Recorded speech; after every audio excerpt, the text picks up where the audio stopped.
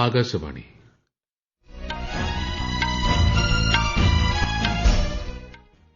നമസ്കാരം. വാർത്തകൾ വായിക്കുന്നത് സുധിൻ സൈനുദ്ദീൻ.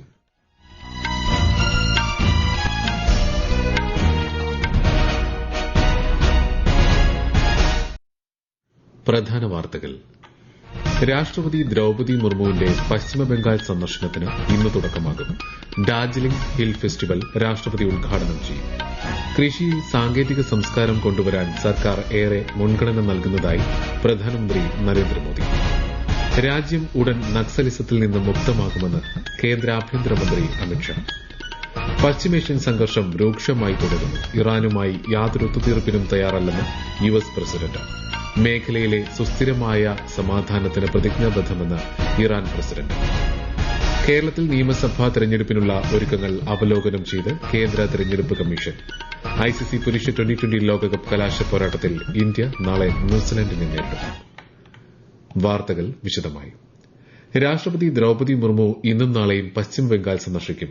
വന്ദേമാതരത്തിന്റെ 150ാം വാർഷികത്തോടനുബന്ധിച്ച് സംഘടിപ്പിക്കുന്ന ഡാർജിലിംഗ് ഹിൽ ഫെസ്റ്റിവൽ ഇന്ന് രാഷ്ട്രപതി ഉദ്ഘാടനം ചെയ്യും.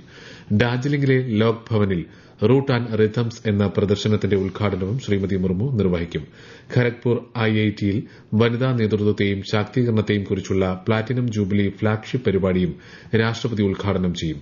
9ാമത് അന്താരാഷ്ട്ര സാന്താൽ സമ്മേളനത്തിലും രാഷ്ട്രപതി പങ്കെടുക്കും. ഇന്ത്യയുടെ വൈവിധ്യമാർന്ന കാലാവസ്ഥാ സാഹചര്യങ്ങൾ പൂർണ്ണമായും ഉപയോഗപ്പെടുത്തി ഉൽപാദനക്ഷമതയും കയറ്റുമതിയും വർദ്ധിപ്പിക്കണമെന്ന് പ്രധാനമന്ത്രി നരേന്ദ്രമോദി. രാജ്യത്തെ കാർഷിക ഉൽപ്പന്നങ്ങൾ ആഗോളതലത്തിൽ മത്സരാധിഷ്ഠിതമാക്കുന്നതിന് ഉയർന്ന മൂല്യമുള്ള വിള ഉൽപ്പന്നങ്ങൾ വർദ്ധിപ്പിക്കേണ്ടതിന്റെ ആവശ്യകതയും ശ്രീ മോദി പറഞ്ഞു. കൃഷിയും ഗ്രാമീണ പരിവർത്തനവും എന്ന വിഷയത്തിൽ ബജറ്റാനന്തര വെബിനാറിനെ അഭിസംബോധന ചെയ്യുകയായിരുന്നു അദ്ദേഹം. കൃഷിയിൽ ഒരു സാങ്കേതിക സംസ്കാരം കൊണ്ടുവരുന്നതിൽ സർക്കാർ ഏറെ മുൻഗണന നൽകുന്നുവെന്നും പ്രധാനമന്ത്രി അഭിപ്രായപ്പെട്ടു. നക്സലിസത്തെ ഇല്ലാതാക്കാൻ കേന്ദ്ര സർക്കാർ ശ്രമങ്ങൾ ഊർജിതമാക്കിയിട്ടുണ്ടെന്നും ഈ മാസം അവസാനത്തോടെ രാജ്യം നക്സലിസത്തിൽ നിന്ന് മുക്തമാകുമെന്നും കേന്ദ്ര ആഭ്യന്തരമന്ത്രി അമിത്ഷാ. നക്സൽ ബാധിത പ്രദേശങ്ങളിൽ വികസനം ത്വരിതപ്പെടുത്തുന്നതിനും ആദിവാസി സമൂഹങ്ങൾക്ക് വികസന പദ്ധതികളുടെ പ്രയോജനം ലഭിക്കുന്നുണ്ടെന്ന് ഉറപ്പാക്കുന്നതിനും സർക്കാർ നടപടികൾ സ്വീകരിച്ചു വരികയാണെന്നും അദ്ദേഹം പറഞ്ഞു. ഒഡീഷയിലെ ഭുവനേശ്വറിൽ നടന്ന സഹകരണ വികസന സെമിനാറിൽ സംസാരിക്കുകയായിരുന്നു കേന്ദ്രമന്ത്രി. ओडिशा ने दशकों तक नक्सलवाद के दंश को सहन किया है, इसके परिणाम भुगते हैं, मगर अब भारत सरकार ने एक निर्णायक लड़ाई नक्सलवाद के समाप्ति के लिए चालू की थी कि 31/3/2026 मतलब इसी महीने के अंत में यह देश नक्सलवाद से मुक्त हो जाएगा. ഒഡീഷയിൽ 3770 കോടിയിലധികം രൂപയുടെ വികസന പദ്ധതികളുടെ ഉദ്ഘാടനവും ശ്രീ അമിത്ഷാ നിർവഹിച്ചു. പശ്ചിമേഷ്യൻ സംഘർഷം രൂക്ഷമായി തുടരുന്ന സാഹചര്യത്തിൽ ഇറാനുമായി യാതൊരു ഒത്തുതീർപ്പിനും തയ്യാറല്ലെന്ന് യുഎസ് പ്രസിഡന്റ് ഡൊണാൾഡ് ട്രംപ്. നിരുപാധികം കീഴടങ്ങിയാൽ ഇറാനെ സാമ്പത്തികമായി പുനർനിർമ്മിക്കാൻ അമേരിക്കയും സഖ്യകക്ഷികളും സഹായിക്കുമെന്ന് ട്രംപ് പറഞ്ഞു. അടുത്ത 4 മുതൽ 6 ആഴ്ചയ്ക്കുള്ളിൽ ഇറാന്റെ വ്യോമാതിർത്തി പൂർണ്ണമായും നിയന്ത്രണത്തിലാക്കുമെന്നും US White House press secretary Karoline Leavitt അവകാശപ്പെട്ടു. അതേസമയം സംഘർഷം പരിഹരിക്കാൻ ചില രാജ്യങ്ങൾ മധ്യസ്ഥ ശ്രമങ്ങൾ തുടങ്ങിയതായി ഇറാൻ പ്രസിഡന്റ് മസൂദ് പെസഷ്കിയാൻ പറഞ്ഞു. മേഖലയിൽ സുസ്ഥിരമായ സമാധാനത്തിന് ഇറാൻ പ്രതിജ്ഞാബദ്ധമാണെന്നും എന്നാൽ രാജ്യത്തിന്റെ അന്തസ്സും പരമാധികാരവും സംരക്ഷിക്കുന്നതിൽ വിട്ടുവീഴ്ചയില്ലെന്നും അദ്ദേഹം സമൂഹമാധ്യമത്തിൽ കുറിച്ചു.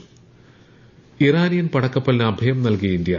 കൊച്ചിയിലെ നാവികസേന ആസ്ഥാനത്താണ് ഇറാനിയൻ കപ്പലായ IRIS ലാവൻ അടിയന്തരമായി ഡോക്ക് ചെയ്യാൻ അനുമതി നൽകിയത്. കപ്പലിലെ 183 ജീവനക്കാർക്ക് താമസ സൌകര്യമൊരുക്കുകയും ചെയ്തിട്ടുണ്ട്. സാങ്കേതിക തകരാറുകൾ കാരണമാണ് കപ്പൽ കൊച്ചി തുറമുഖത്ത് അടുപ്പിച്ചത്. കഴിഞ്ഞ ഫെബ്രുവരി 28-ന് ഇറാൻ നൽകിയ അഭ്യർത്ഥന പരിഗണിച്ചാണ് നടപടി.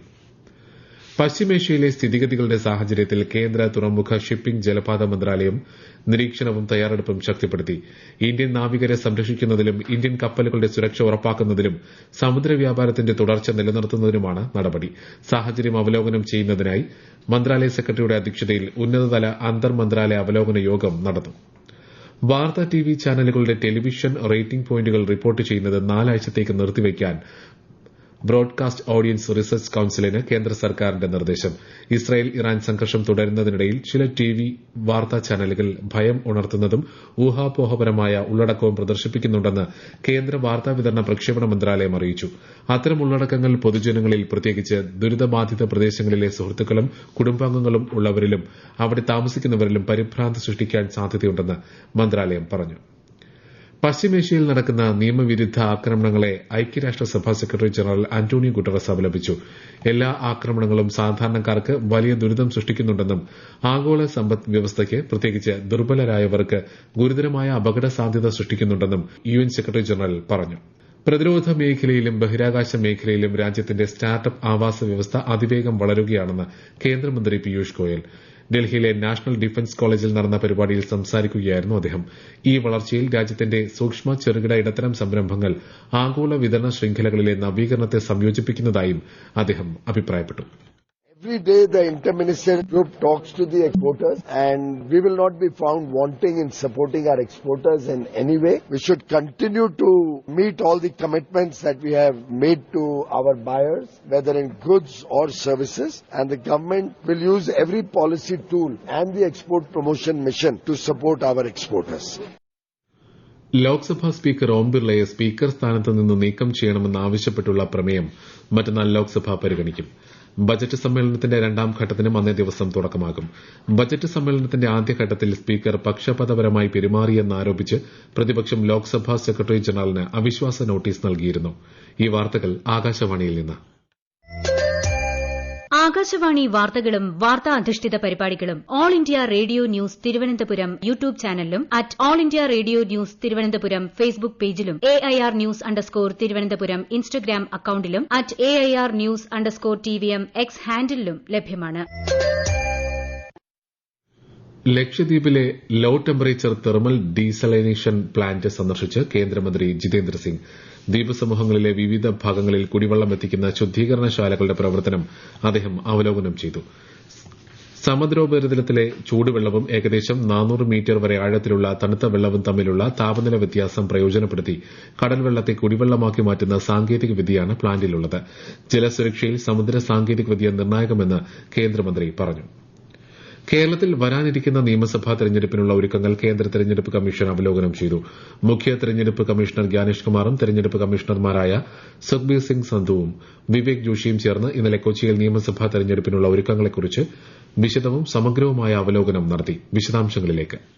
ദേശീയ തെരഞ്ഞെടുപ്പ് കമ്മീഷൻ ഇന്നലെ കേരളത്തിലെ രാഷ്ട്രീയ പാർട്ടികളുമായി കൂടിക്കാഴ്ച നടത്തി. കേരളത്തിലെ വോട്ടർ പട്ടിക പുതുക്കൽ പ്രക്രിയ സമാധാനപരമായും സുഗമമായും പൂർത്തിയാക്കിയ കേന്ദ്ര തെരഞ്ഞെടുപ്പ് കമ്മീഷന്റെ നടപടിയെ ഭൂരിഭാഗം രാഷ്ട്രീയ പാർട്ടികളും പ്രശംസിച്ചു. വോട്ടർ പട്ടിക പുതുക്കൽ തികച്ചും സുതാര്യമായ രീതിയിലാണ് നടന്നതെന്ന് തെരഞ്ഞെടുപ്പ് കമ്മീഷണർ ഗ്യാനേഷ് കുമാർ പറഞ്ഞു. പേര് ചേർക്കുന്നതിനോ ഒഴിവാക്കുന്നതിനോ തിരുത്തലുകൾ വരുത്തുന്നതിനോ ആയി ഫോം 6, 7, 8 എന്നിവ ഇപ്പോഴും സമർപ്പിക്കാവുന്നതാണെന്ന് അദ്ദേഹം യോഗത്തിൽ അറിയിച്ചു. കൂടാതെ 1950 ജനപ്രാതിനിധ്യ നിയമപ്രകാരം ജില്ലാ കളക്ടർക്കോ ചീഫ് ഇലക്ടറൽ ഓഫീസർക്കോ അപ്പീലുകൾ നൽകാവുന്നതാണ്. തെരഞ്ഞെടുപ്പ് പെരുമാറ്റച്ചട്ട ലംഘനങ്ങൾ സംബന്ധിച്ച പരാതികൾ സമർപ്പിക്കുന്നതിന് ECI നെറ്റ് പ്ലാറ്റ്ഫോമിലെ വിജിൽ ഘടകം ഉപയോഗിക്കണമെന്ന് മുഖ്യ തെരഞ്ഞെടുപ്പ് കമ്മീഷണർ പറഞ്ഞു. കേരളത്തിലെ തെരഞ്ഞെടുപ്പ് മുഴുവൻ രാജ്യത്തിന് മാത്രമല്ല ലോകത്തിനും ഒരു മാതൃകയാണെന്ന് ഉറപ്പാക്കാൻ അദ്ദേഹം എല്ലാ രാഷ്ട്രീയ പാർട്ടികളോടും ആവശ്യപ്പെട്ടു. News desk Akashvani. അന്താരാഷ്ട്ര വനിതാ ദിനത്തോടനുബന്ധിച്ച് നമ്മുടെ കേരളം സ്ത്രീപക്ഷ കേരളം എന്ന മുദ്രാവാക്യവുമായി ജോയിന്റ് കൌൺസിൽ വനിതാ കമ്മിറ്റി സംസ്ഥാന വ്യാപകമായി ഇന്ന് ഹാപ്പി വിമൻസ് വനിതാ കൂട്ടായ്മകൾ സംഘടിപ്പിക്കും. സിവിൽ സർവീസിലെ വനിതാ ജീവനക്കാരുടെ പങ്കാളിത്തത്തോടെ സംസ്ഥാനത്തെ മുഴുവൻ ജില്ലാ കേന്ദ്രങ്ങളിലും വൈവിധ്യമാർന്ന വനിതാ ദിനാചരണ പരിപാടികൾ സംഘടിപ്പിച്ചിട്ടുണ്ടെന്ന് ഭാരവാഹികൾ അറിയിച്ചു. ICC പുരുഷ ട്വന്റി ലോകകപ്പിന്റെ കലാശ പോരാട്ടത്തിൽ ഇന്ത്യ നാളെ ന്യൂസിലാൻഡിനെ നേരിടും. അഹമ്മദാബാദിലെ നരേന്ദ്രമോദി സ്റ്റേഡിയത്തിൽ രാത്രി 7 മണിക്കാണ് മത്സരം. ഇംഗ്ലണ്ടിനെതിരെ 7 റൺസ് വിജയം നേടി ഇന്ത്യ ഫൈനലിലെത്തിയപ്പോൾ ദക്ഷിണാഫ്രിക്കയെ 9 വിക്കറ്റിന് പരാജയപ്പെടുത്തിയാണ് ന്യൂസിലൻഡ് ഫൈനലിൽ പ്രവേശിച്ചത്. ബ്രിമിംഗ്ഹാമിൽ നടക്കുന്ന ഓൾ ഇംഗ്ലണ്ട് ഓപ്പൺ ബാഡ്മിന്റൺ ചാമ്പ്യൻഷിപ്പിൽ ഇന്ത്യയുടെ ലക്ഷ്യ സെൻ പുരുഷ സിംഗിൾസ് സെമി ഫൈനലിൽ പ്രവേശിച്ചു. ഇന്നലെ രാത്രി നടന്ന ക്വാർട്ടർ ഫൈനൽ മത്സരത്തിൽ ചൈനീസ് താരം ലീ ഷിഫാങ്ങിനെ പരാജയപ്പെടുത്തിയാണ് ലക്ഷ്യ സെൻ സെമിയിൽ ഇടം നേടിയത്. പ്രധാന വാർത്തകൾ വീണ്ടും. രാഷ്ട്രപതി ദ്രൌപതി മുർമുവിന്റെ പശ്ചിമബംഗാൾ സന്ദർശനത്തിന് ഇന്ന് തുടക്കമാകും. ഡാർജിലിംഗ് ഹിൽ ഫെസ്റ്റിവൽ രാഷ്ട്രപതി ഉദ്ഘാടനം ചെയ്യും. കൃഷിയിൽ സാങ്കേതിക സംസ്കാരം കൊണ്ടുവരാൻ സർക്കാർ ഏറെ മുൻഗണന നൽകുന്നതായി പ്രധാനമന്ത്രി നരേന്ദ്രമോദി. രാജ്യം ഉടൻ നക്സലിസത്തിൽ നിന്ന് മുക്തമാക്കുമെന്ന് കേന്ദ്ര ആഭ്യന്തരമന്ത്രി അമിത്ഷാ. പശ്ചിമേഷ്യൻ സംഘർഷം രൂക്ഷമായി തുടരുന്നു. ഇറാനുമായി യാതൊരു ഒത്തുതീർപ്പിനും തയ്യാറല്ലെന്ന് യുഎസ് പ്രസിഡന്റ് ഡൊണാൾഡ് ട്രംപ്. മേഖലയിലെ സുസ്ഥിരമായ സമാധാനത്തിന് പ്രതിജ്ഞാബദ്ധമെന്ന് ഇറാൻ പ്രസിഡന്റ്. കേരളത്തിൽ നിയമസഭാ തെരഞ്ഞെടുപ്പിനുള്ള ഒരുക്കങ്ങൾ അവലോകനം ചെയ്ത് കേന്ദ്ര തെരഞ്ഞെടുപ്പ് കമ്മീഷൻ. ഐസിസി പുരുഷ ട്വന്റി ലോകകപ്പ് കലാശപ്പോരാട്ടത്തിൽ ഇന്ത്യ നാളെ ന്യൂസിലൻഡിനെ നേരിടും. വാർത്തകൾ കഴിഞ്ഞു. തിരുവനന്തപുരം നിലയത്തിൽ നിന്നുള്ള അടുത്ത വാർത്താ പ്രക്ഷേപണം 11 മണിക്ക്.